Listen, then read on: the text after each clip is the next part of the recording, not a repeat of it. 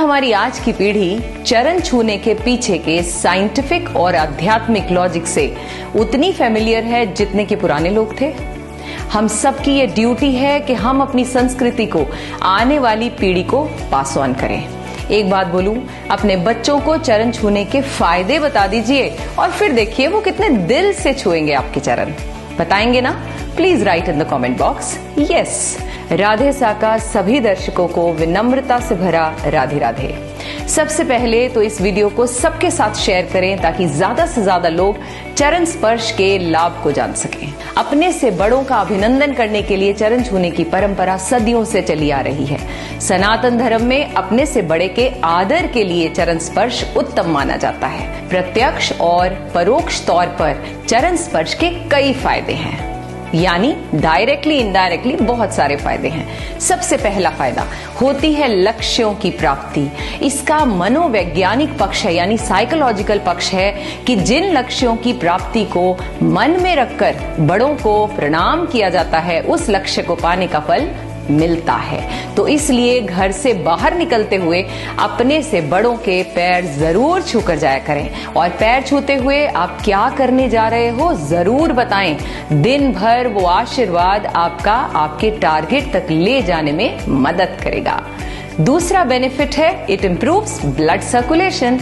आगे की ओर झुकने से सिर में रक्त का प्रवाह यानी ब्लड का सर्कुलेशन बढ़ता है, जो सेहत के लिए फायदेमंद है। तीसरा फायदा, अगर बढ़ानी हो अपनी आयु, तेज, प्रभाव, यश, तो हर रोज छुएं अपने पूजनियों के चरण। शास्त्रों में कहा गया है कि हर रोज बड़ों के अभिवादन से आयु, विद्या और बल में बढ़ोतरी होती है। आपका यश हर तरफ बढ़ने लगता है। चौथा फायदा है विनम्रता का सूचक है ये। चरण छूने की प्रथा पूरी श्रद्धा के साथ किसी के आगे नतमस्तक होना, इससे विनम्रता आती है और मन को शांति तो मिलती ही है। साथ ही चरण छूने वाला दूसरों को भी अपने आचरण से इंप्रेस करने में कामयाब हो जाता है। पांचवा फायदा आध्यात्मिक और मानसिक यानी मेंटल ग्रोथ करनी हो तो छूने होंगे चरण। जब हम किसी आदरणीय व्यक्ति के चरण छूते हैं, उनका हाथ आशीर्वाद के तौर पर हमारे सिर के ऊपरी भाग को स्पर्श करता है। इससे उस पूजनीय व्यक्ति की पॉजिटिव एनर्जी आशीर्वाद के रूप में हमारे शरीर में प्रवेश करती है। छठा फायदा है अनलिमिटेड एनर्जी पाने के लिए छूने होंगे चरण।